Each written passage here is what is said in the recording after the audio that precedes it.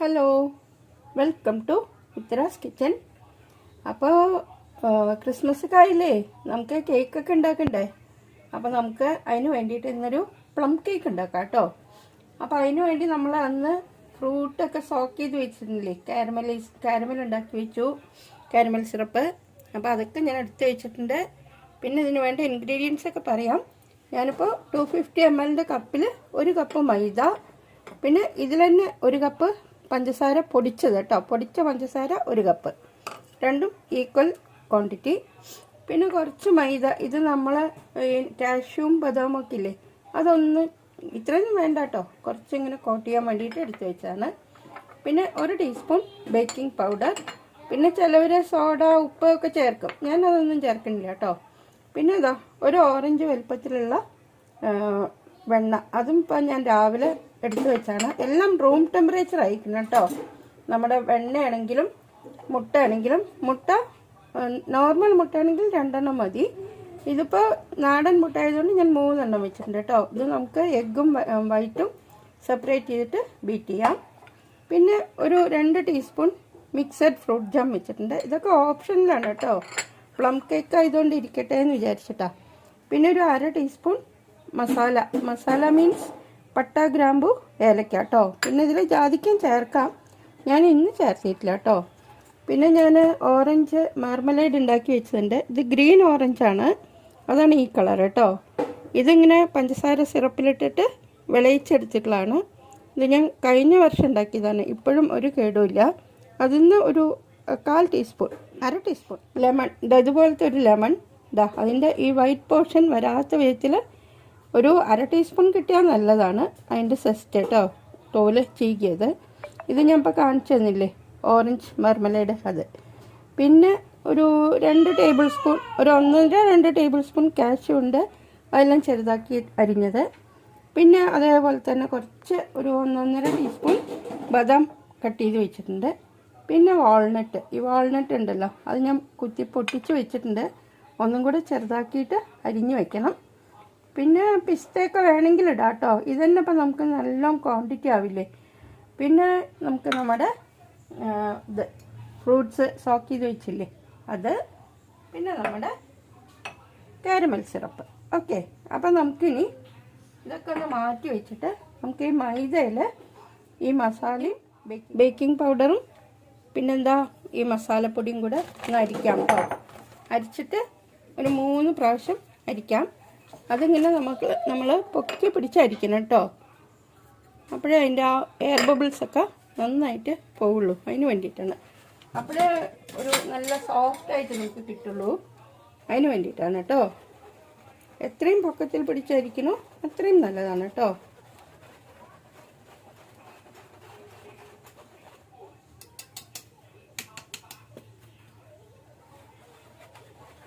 ഞാനിതിന് ഇതുപോലെ 3 പ്രാവശ്യം അരിക്കാം കേട്ടോ, ടോട്ടൽ 3 ടൈംസ് കേട്ടോ.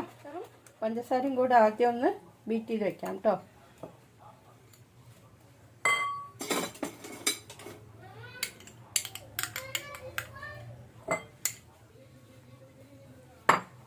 അപ്പോൾ നമുക്ക് ഈ ബട്ടറും പഞ്ചസാരയും കൂടെ ഒന്ന് മിക്സ് ചെയ്ത് വെക്കാം കേട്ടോ. അത് കഴിഞ്ഞിട്ട് നമുക്ക് എഗ്ഗിനെ സെപ്പറേറ്റ് ചെയ്തിട്ട് അതൊന്ന് ബീറ്റ് ചെയ്യാം. ഇത് നല്ലൊരു സ്മൂത്ത് ആവണം കേട്ടോ, രണ്ടും കൂടെ മിക്സായിട്ട്.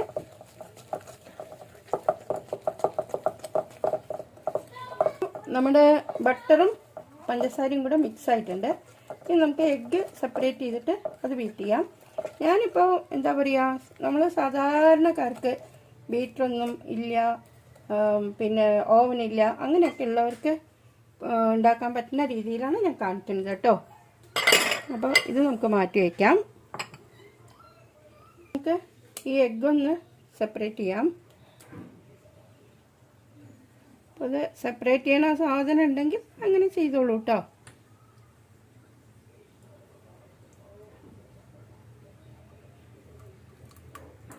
പിന്നെ നമ്മുടെ സാധാരണ മുട്ടയാണെങ്കിൽ 2 എണ്ണം മതി കേട്ടോ. ഇതിപ്പോൾ നാടൻ മുട്ട കുറച്ച് ചെറുതല്ലേ, അതുകൊണ്ട് മാത്രമാണ് ഞാൻ 3 എണ്ണം എടുത്തത് കേട്ടോ.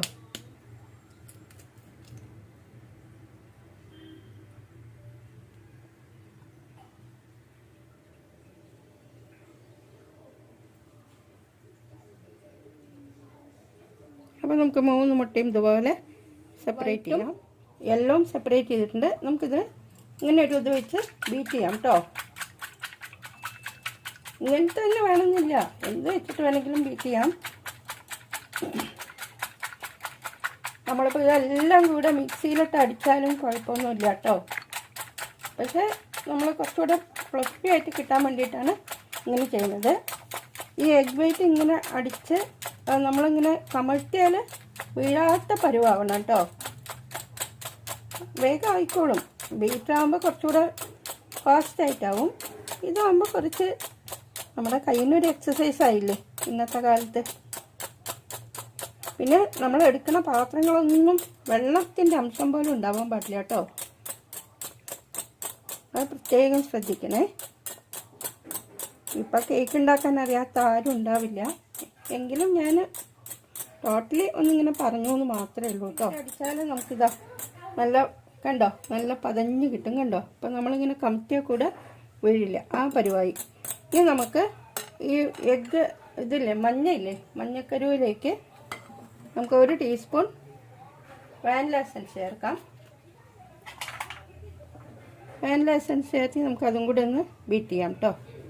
അത് ജസ്റ്റ് ഒന്ന് അടിച്ചാൽ മതി.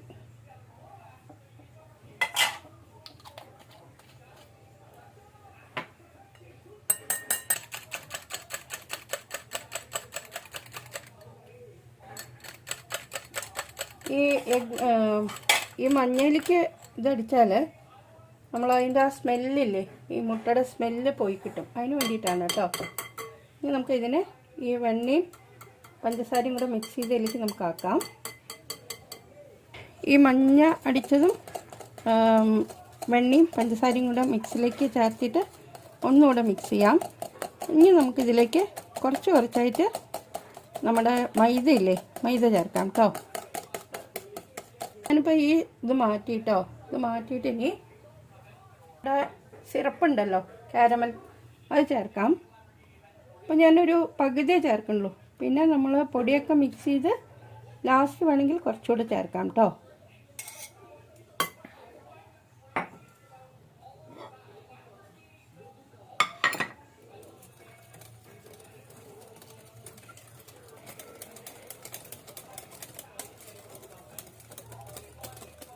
ഇപ്പം ഇതന്നെ എടുക്കണമെന്നൊന്നുമില്ല കേട്ടോ. ഇങ്ങനത്തെ ഇല്ലെങ്കിൽ നമുക്കൊരു തടിത്തവിയോ എന്തെങ്കിലും നമുക്ക് ഏതാ കംഫർട്ടബിൾ വെച്ചാൽ അതെടുത്താൽ മതി കേട്ടോ.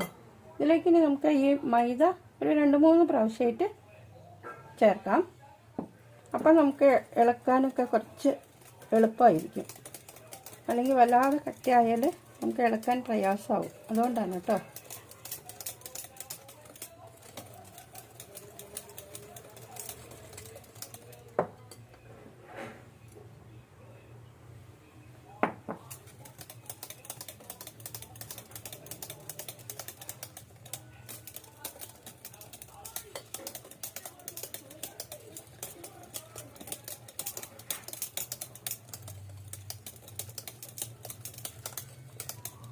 ഇനി നമുക്ക് ഈ ബാക്കിയുള്ള കാരമലില്ലേ, അതിവിടെ ചേർക്കാം കേട്ടോ.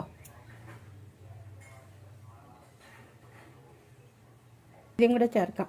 അപ്പം ഞാനൊരു 3 പ്രാവശ്യമായിട്ട് ചേർത്തു കേട്ടോ. ഇതൊന്ന് നന്നായി മിക്സ് ചെയ്ത ശേഷം നമ്മുടെ ഫ്രൂട്ട്സൊക്കെ ചേർക്കണ്ടേ, ഡ്രൈ ഫ്രൂട്ട്സ്. നമ്മളെപ്പോഴും ഇങ്ങനെ ക്ലോക്ക് വൈസ് ആണെങ്കിൽ ക്ലോക്ക് വൈസിൽ തന്നെ ചെയ്യണം കേട്ടോ. അപ്പോൾ എന്താ പറയുക, നമ്മൾ ഒരേ ഡയറക്ഷനിൽ തന്നെ എപ്പോഴും ചെയ്തുകൊണ്ടിരിക്കണം.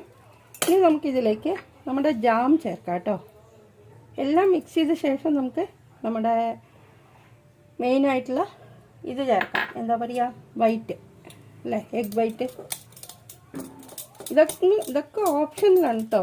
ഞാൻ ചേർക്കണമെന്ന് മാത്രമേ ഉള്ളൂ. നിങ്ങൾക്ക് വേണമെങ്കിൽ ചേർത്താൽ മതി, ഒരു നിർബന്ധമില്ല കേട്ടോ.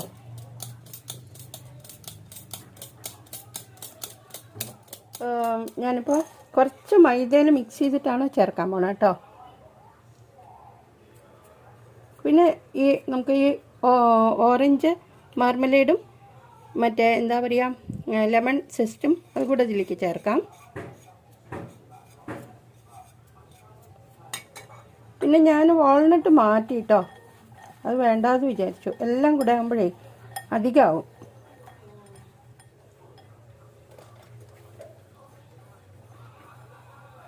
അതിരിക്കട്ടെ, അത് നമുക്കിനി ലാസ്റ്റ് മിക്സ് ചെയ്യാം. ഇതൊന്ന് മിക്സ് ചെയ്ത ശേഷം നമുക്ക് നമ്മുടെ എഗ് വൈറ്റ് ചേർക്കാം കേട്ടോ. എഗ് വൈറ്റ് ചേർത്തിയാൽ പിന്നെ ഒരുപാട് നമ്മളിട്ട് ഇളക്കാൻ പാടില്ല. അത് ജസ്റ്റ് ഒന്ന് മിക്സ് ചെയ്യാം, അത്രേ പാടുള്ളൂ. അപ്പോൾ ഇതെല്ലാം കൂടെ നല്ല മിക്സായി കേട്ടോ. ഇനി നമുക്ക് വൈറ്റ് ചേർക്കാം. ഇതുണ്ടല്ലോ കേക്കിൻ്റെ സോക്ക് ചെയ്തത്, അതുകൂടെ ചേർക്കാം. അതാണല്ലോ മെയിൻ താരം.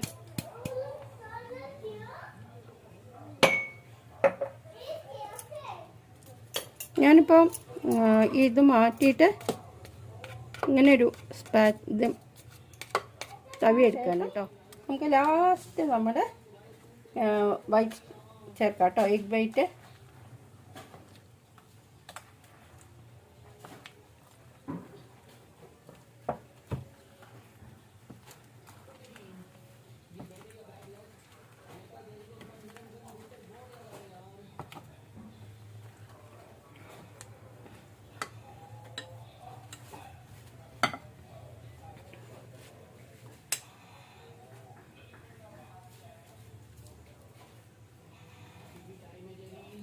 അപ്പോൾ ഈ എഗ് വൈറ്റ് ചേർക്കുമ്പോൾ നമുക്ക് നമ്മുടെ പാന് ചൂടാക്കാൻ വെക്കാം. പാനല്ല കേട്ടോ, ഞാൻ കുക്കറിൽ തന്നെ വെക്കണേ. ഞാനൊരു സ്പഞ്ച് കേക്ക് ഉണ്ടാക്കിയില്ലേ, അപ്പോൾ ഞാൻ കുക്കറിലല്ല വെച്ചത്. സെയിം അതേപോലെ തന്നെയാണ് കേട്ടോ. കുക്കർ നമുക്കൊരു 10 മിനിറ്റ് പ്രീ ഹീറ്റ് ചെയ്യാം. ഞാൻ കുക്കറിൻ്റെ ഉള്ളിൽ ഒരു റിങ് കൂടെ ഇട്ടിട്ടുണ്ട് കേട്ടോ.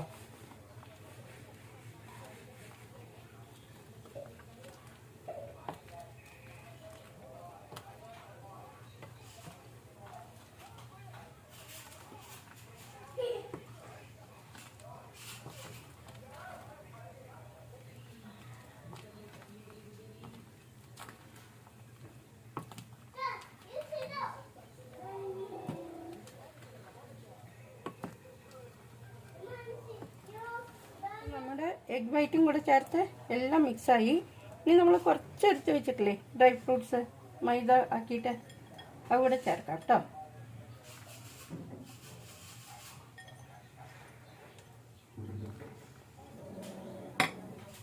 നിങ്ങൾക്ക് എത്ര വേണ്ടിച്ചാൽ ഇട്ടാൽ മതി കേട്ടോ. എല്ലാം അവരവരുടെ ഇഷ്ടമാണ്. ഞാൻ ചെയ്യുന്ന രീതി കാണിക്കണമെന്ന് മാത്രമേ ഉള്ളൂ കേട്ടോ.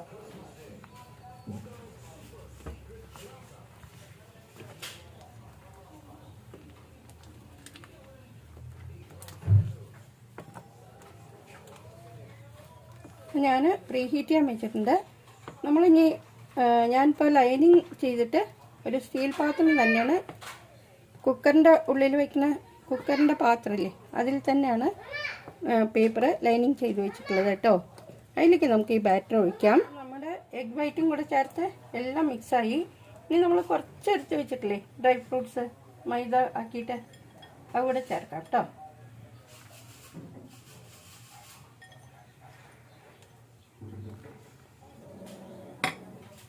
നിങ്ങൾക്ക് എത്ര വേണ്ടിച്ചാൽ ഇട്ടാൽ മതി കേട്ടോ.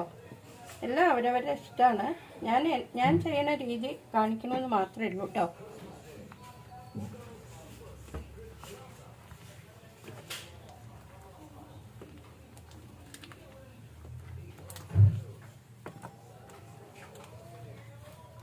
ഞാൻ പ്രീ ഹീറ്റ് ചെയ്യാൻ വെച്ചിട്ടുണ്ട്.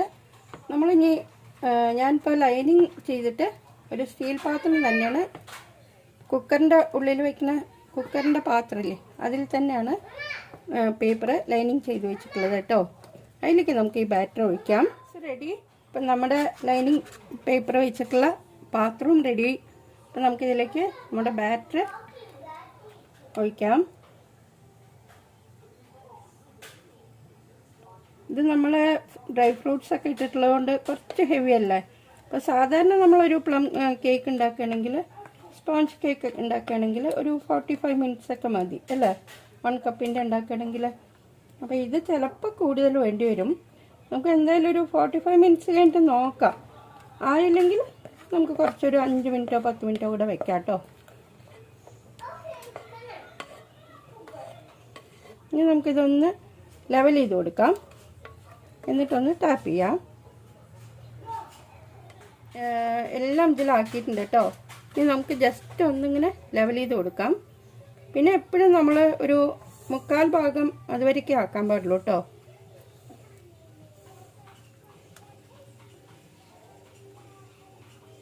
ഇനി നമുക്കൊന്ന് ടാപ്പ് ചെയ്ത് കൊടുക്കാം.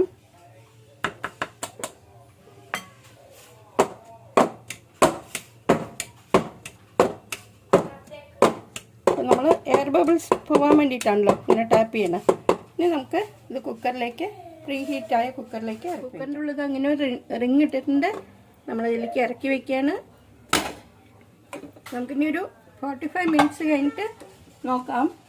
പിന്നെ ഇപ്പോൾ ഒരു വെച്ചില്ലേ, ഒരു 10 മിനിറ്റ് കഴിഞ്ഞാൽ നമുക്ക്, ഇപ്പോൾ ഹൈ ഫ്ലെയിമിലാണ്, ഒരു 10 മിനിറ്റ് കഴിഞ്ഞാൽ നമുക്കൊരു ലോ ടു മീഡിയം ഫ്ലെയിമിലേക്ക് മാറ്റാം കേട്ടോ.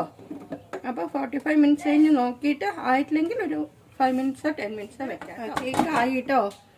45 മിനിറ്റ് കഴിഞ്ഞപ്പോഴേക്കും തന്നെ ആയി കേട്ടോ. നോക്കൂ, നമുക്കൊരു നൈഫ് കൊണ്ട് ഇങ്ങനെ പതുക്കെ നോക്കാം. കണ്ടോ, ഒന്നും ഒട്ടിപ്പിടിക്കുന്നില്ല, കറക്റ്റായിട്ടുണ്ട്. നമുക്കിത് പുറത്തേക്ക് വെച്ചിട്ട് നല്ലപോലെ തണുത്ത ശേഷം ഡിമോൾഡ് ചെയ്യാം കേട്ടോ. ഇതാ പെർഫെക്റ്റായി വന്നിട്ടുണ്ട്. ഇനി തണുത്ത ശേഷം നമുക്ക് ഡിമോൾഡ് ചെയ്യാം. അപ്പം ഞാൻ പറഞ്ഞില്ലേ, ചിലപ്പോൾ ഇനി ഡ്രൈ ഫ്രൂട്ട്സ് ഒക്കെ ഇട്ടിട്ടുള്ളതുകൊണ്ട് ചിലപ്പോൾ വൈകുമെന്ന് ഇല്ല കേട്ടോ. ഞാൻ കറക്റ്റ് 45 മിനിറ്റ് കഴിഞ്ഞപ്പോൾ നോക്കിയപ്പോൾ കറക്റ്റായിട്ടുണ്ട്. അപ്പോൾ നിങ്ങൾ ഇതുപോലെയൊക്കെ ഉണ്ടാക്കി നോക്കിക്കോളൂ. നമുക്ക് തണുത്ത ശേഷം ഡിമോൾഡ് ചെയ്തിട്ട് ബാക്കി കാണാം. കേക്ക് റെഡിയായി. നമുക്കിത് ഒന്ന് പതുക്കെ തണുത്തൊക്കെ കഴിഞ്ഞു. നമുക്ക് ഡിമോൾഡ് ചെയ്യാം കേട്ടോ.